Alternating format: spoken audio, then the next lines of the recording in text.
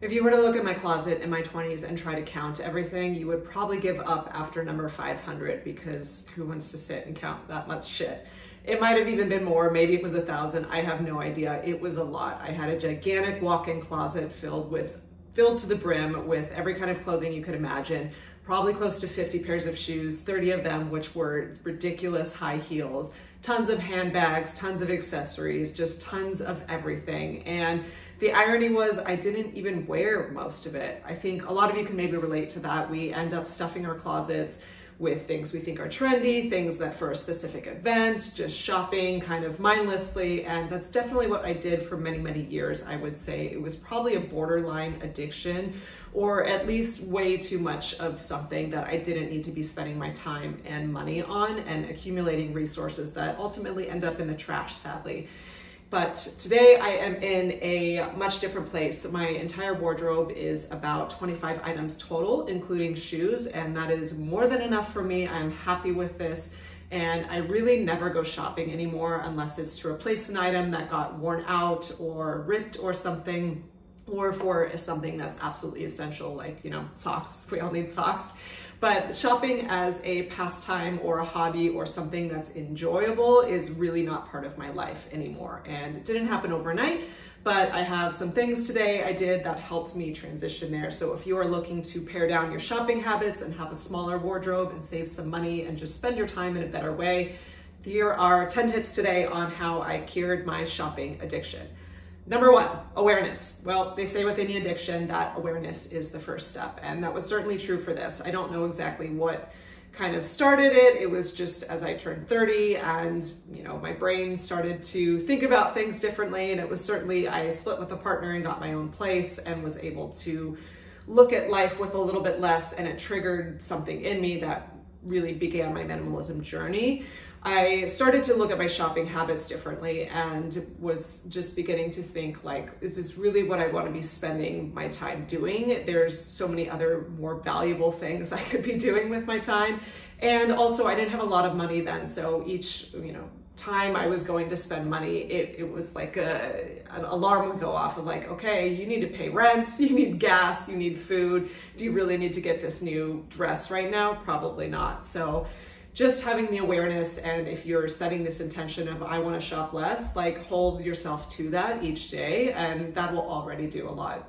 Number two, I set a rule for myself. I know the term restriction triggers people on the internet because restriction is bad, but I think having some rules and parameters and boundaries with certain behaviors in your life is actually a really good thing. If it's a behavior that's, you know, needs some attention and or it needs to be eliminated entirely, boundaries are good. So I set the rule for myself that I do not do impulse purchases, because 9 out of 10 times, you know, that's how addiction works. It fires that dopamine, that excitement, or that kind of like really aggressive urge of I need this. It's kind of a trick. Most of the time, if that shows up with something, it's something that will pass. So if I see something that I really feel that desire of like, ooh, I should have that, I want that, that'd be great, I sit on it. And, you know, they try to get you with sales or limited time only stuff.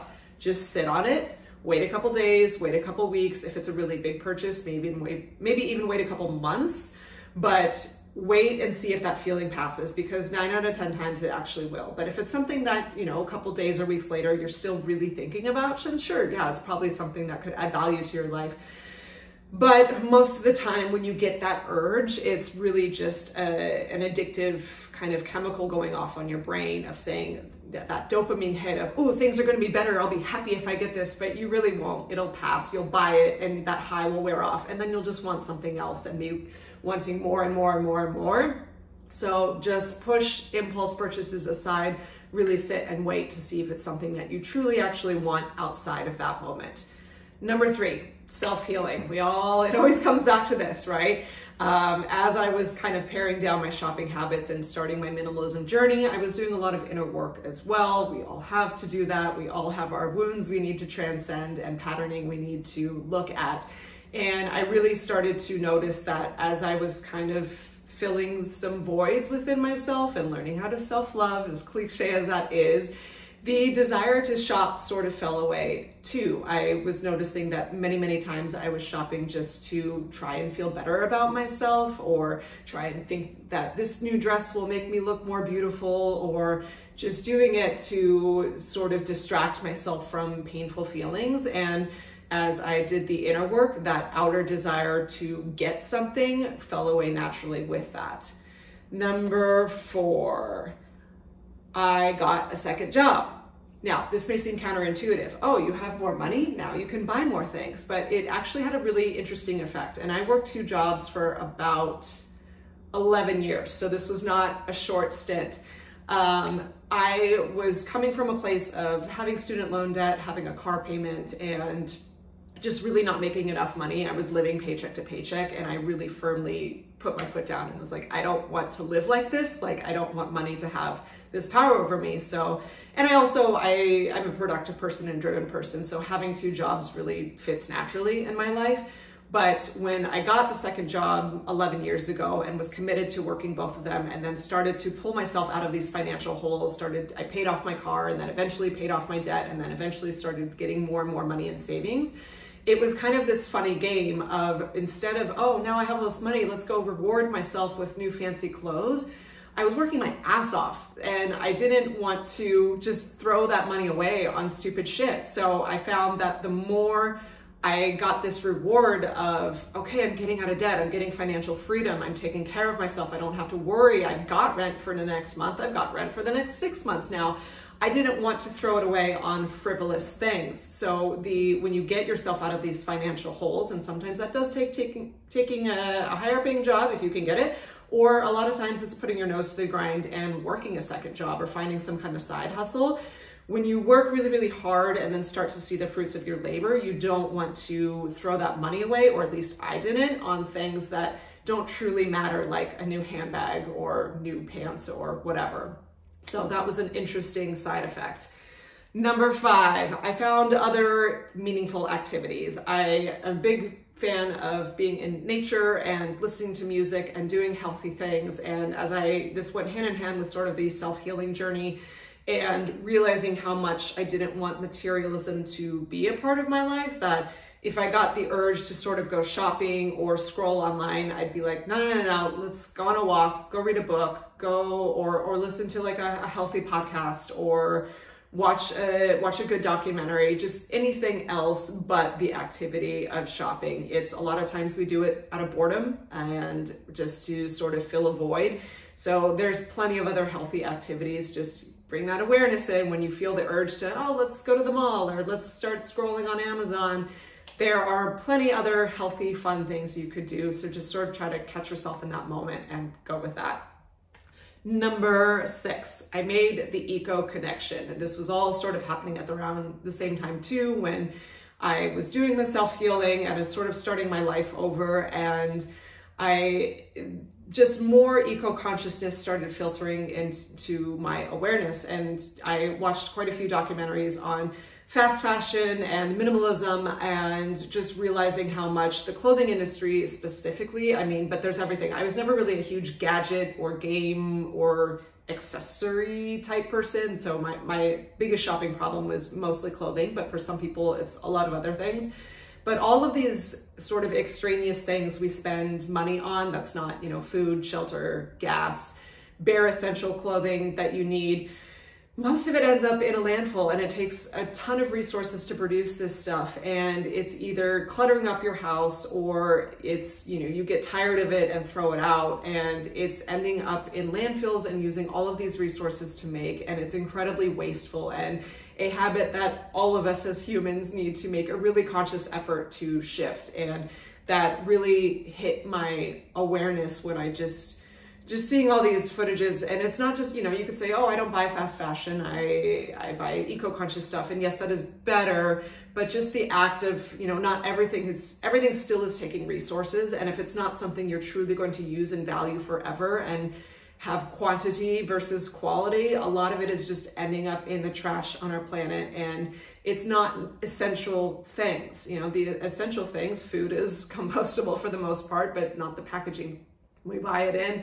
But the point is, I think you know, most of what people are spending their money on are non-essential things, and it's cluttering up the planet with trash and depletion of resources. And it's not just the rich doing this, it's all of us. So I really felt myself playing a part in that. And every time I would get the urge to go shopping, I'm like, why am I buying this? Like, am I naked with nothing to wear? No, I have a fine wardrobe. I have plenty to wear. I do not need to go get something new just to, you know, scratch that itch, if you will. So keeping the bigger picture of the planet in mind that we are all sharing with nature and the animals that has finite resources, that was really helpful for me too. Number 7, I found my personal style. This was certainly a journey, and I know some people, you know, as you're on that journey, it may mean acquiring something and then letting it go because it wasn't quite right. That's part of the experiment process, but hopefully you can do it as minimally as possible. And I do have a video how I found my personal authentic style if you want to check that out. But it wasn't a matter for me of bringing in more. It was really just paring down, like peeling back the layers of onions and finding what works for me. Everyone's going to have their own vibe, and finding sort of my uniform of few favorite pieces versus having a closet filled with things that they don't fit my vibe or I'm not going to wear. And when you don't know what your personal style is, you're more inclined to just shop and shop and shop and shop and bring in more and more and more things. But for me, I know exactly what I want to wear. It's essentially always something like this: leggings and a crop top, mix and match. And it's just a small amount of items. So I'm never going to a store like, oh, maybe this thing would kind of work. I know exactly what I do and don't want to wear. So that really negates the shopping as well. Number 8, I have done full-time travel twice now, where I let go of every single possession I own and was just living essentially full-time out of a handful of suitcases that just fit in my car. And when you do that, it's definitely not for everyone. I loved it. I had an absolute blast doing it. But if you have a gigantic wardrobe like I did in my 20s, that would never have been possible. And I didn't realize how weighed down I was until I let all that stuff go and realized, you know, for me, I love to travel. I love to be nomadic and experience new places. And if you have a gigantic wardrobe or just tons of stuff, that's really impossible. So as much as I love to travel and move, that's always at the forefront of motivation of really never wanting to acquire new things, because I know that that's just going to be a burden for me in the long run. I like to be free and light and portable, and having a tiny wardrobe and few possessions makes that totally possible. Number 9, engage in something you're passionate about, whether it's a hobby or a side hustle or even just, you know, connecting with friends, whatever. I found that if I'm bored and depressed and not doing things that mean things to me, like I was sort of in earlier years, you're absolutely going to want to fill that void by just reaching for something to make you feel better, like shopping. And when I am busy doing things that I care about and am passionate about, the shopping is like the furthest thing from my mind, because your heart's full. And you don't, there's a term in Buddhism called the hungry ghost, which is, you know, when it's talking about the spiritual phenomenon of, if you feel empty on the inside, you're just going to be this hungry ghost sort of like clamoring and clamoring for more stimulus, more stuff. And it'll never be enough because the void is always there. And actually, the more you want, the more empty you feel. But then on the opposite end of it, when your heart is full, when you're engaged in meaningful relationships and work that you are passionate about, hobbies that you're passionate about, activities that you love, whatever, shopping becomes way, way, way more irrelevant. And number 10, the last one, I stopped giving a shit what people think. So much of fashion, especially with women, but with men and women or non-binary, whoever you are, is pushed on our insecurities and the sort of tribal feeling of wanting to be accepted and loved and adored by the pack. But this push of fashion specifically of, oh, this celebrity's wearing this, or this is what's on trend, and it preys on people's insecurities of wanting to fit in and wanting to have people think they're cool or on trend, or especially with brands like, you know, Gucci, Louis Vuitton, whatever. Oh, I have this much money because I'm wearing this, whatever. That totally fell away from me. I don't give a shit what people think about what I wear. I'm sure I probably get criticized all the time, or people are like, well, why is she wearing that, or whatever. But it doesn't actually matter. There's this wonderful book called The 4 Agreements by Don Miguel Ruiz. That's one of my life-changing books. I highly recommend that.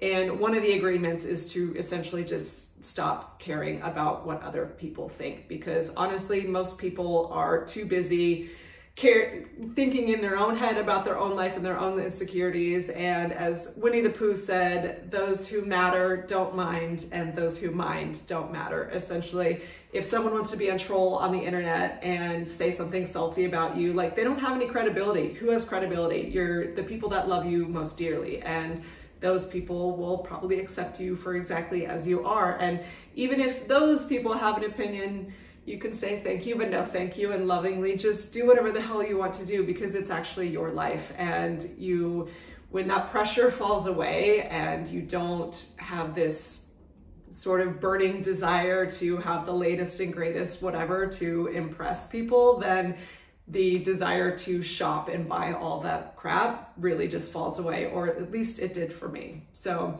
those are my 10 tips. Good luck on your shopping or your anti-shopping journey. Let me know if this helped, and I wish you well on your minimalism journey. Thanks for watching, and I'll see you in the next video.